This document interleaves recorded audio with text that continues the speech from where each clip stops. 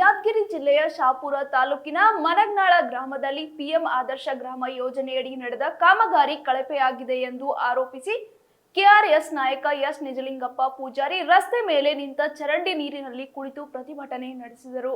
CC ರಸ್ತೆ ಅವೈಜ್ಞಾನಿಕವಾಗಿ ನಿರ್ಮಾಣವಾಗಿದ್ದು ಕಾಮಗಾರಿ ಪೂರ್ಣಗೊಂಡ ತಕ್ಷಣವೇ ನೀರು ರಸ್ತೆಯ ಮೇಲೆ ನಿಂತಿದೆ ಎಂದು ಅವರು ಆರೋಪಿಸಿದರು. ಕಾಮಗಾರಿಯ ಬಿಲ್ ತಡೆ ಹಿಡಿದು ಸರಿಯಾಗಿ ಮರು ಕಾಮಗಾರಿ ನಡೆಸಬೇಕು ಎಂದು ಒತ್ತಾಯಿಸಿದರು. 24ನೇ ಸಾಲಿನಲ್ಲಿ 21-22ನೇ ಸಾಲಿನಲ್ಲಿ ಒಂದು 21 ಗ್ರಾಮಗಳು ಸೆಲೆಕ್ಟ್ ಆಗಿವೆ. ಯಾದಗಿರಿ ಜಿಲ್ಲೆಯಲ್ಲಿ ಆದರ್ಶ ಗ್ರಾಮದ ಅಡಿಯಲ್ಲಿ ಪ್ರತಿಯೊಂದು ಗ್ರಾಮಕ್ಕೆ 20 ಲಕ್ಷ ರೂಪಾಯಿ ವಿಶೇಷ ಅನುದಾನವಿಟ್ಟು ಒಂದಿಷ್ಟು ಸಿಸಿ ರೋಡ್, ಚರಂಡು, ಮೂಲಭೂತ ಸೌಕರ್ಯಗಳು ಒದಗಿಸುವ ಅನ್ನೋ ಉದ್ದೇಶದಿಂದ ಕೇಂದ್ರ ಸರ್ಕಾರ ಉನ್ನತ ಯೋಜನೆ ಮಾಡಿಕೊಟ್ಟದ.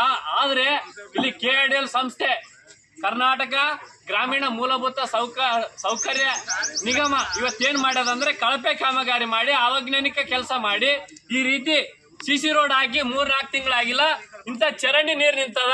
ಹಾಗಾಗಿ ನಾವು ಹಲವು ಸರಿ ಲೆಟರ್ಗಳು ಕೊಟ್ರು ಬೇಜವಾಬ್ದಾರಿಯಿಂದ ನಾವು ಬಿಲ್ ಯಾವ ರೀತಿ ಮಾಡ್ಕೋಬೇಕು ಮಾಡ್ಕೊಂತೀವಿ, ನೀವು ಯಾವ ರೀತಿ ನೀವು ಎಲ್ಲಿಗೆ ಹೋದ್ರು ನಮ್ಮ ಬಿಲ್ ತಡೆ ಇಡ್ಲಿಕ್ಕೆ ಯಾವುದೇ ರೀತಿಯಾಗಿ ಸಾಧ್ಯ ಇಲ್ಲ ಅಂತೇಳಿ ಉಡೇದ್ ಸರ್ ಅಂತೇಳಿ ಶಿವರಾಜ್ ಉಡೇದ್ ಅಂತೇಳಿ ನಮ್ಮ ಕೆಆರ್ಎಸ್ ಪಕ್ಷದ ಜಿಲ್ಲಾ ಯುವ ಘಟಕದ ಅಧ್ಯಕ್ಷ ಚಂದಪಾಸ್ ಅವರು ಬಹಳಷ್ಟು ಸಲ ಇಲ್ಲಿ ವಕೀಲ್ ಸಾಬ್ರವರು ಈ ರೀತಿ ಅವೈಜ್ಞಾನಿಕ ಕಾಮಗಾರಿ ಮಾಡ್ರಿ ಅಂತೇಳಿ ಈಗ 3-4 ತಿಂಗಳಿಂದ ಧ್ವನಿ ಎತ್ತಾರ.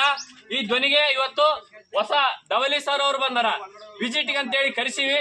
ಅವ್ರ ಸಮ್ಮುಖದಲ್ಲಿ ಇದು ನೋಡ್ಲಿ, ಈ ಸಿಸಿ ರೋಡ್ ಮೇಲೆ ನೀರ್ ನಿಂತಂದ್ಮೇಲೆ ಎಷ್ಟು ದಿನ ಬಾಳಿಕೆ ಬರ್ತದೆ? ಇದು ನೀಟಾಗಿ ವೈಜ್ಞಾನಿಕ ಮಾಡಿದ್ರೆ ಕೆಲಸ ಇವತ್ತು ನೀರ್ ನಿಂದಿರ್ತಿರ್ಲಿಲ್ಲ. ಇಲ್ಲಿ ಒಂದು ಮನೆಯದವ್ರು ಯಾರಿಲ್ಲ ಅನ್ನೋ ಉದ್ದೇಶದಿಂದ ಆಯ್ತು ಬೇಕಾಬಿಟ್ಟಿ ಸ್ಥಳ ಭೇಟಿ ಕೊಟ್ಟಿಲ್ಲ, ಏನಿಲ್ಲ, ಸರಿ ಆಯ್ತು ಬೋಕಸ್ ಬಿಲ್ ಎತ್ತದು.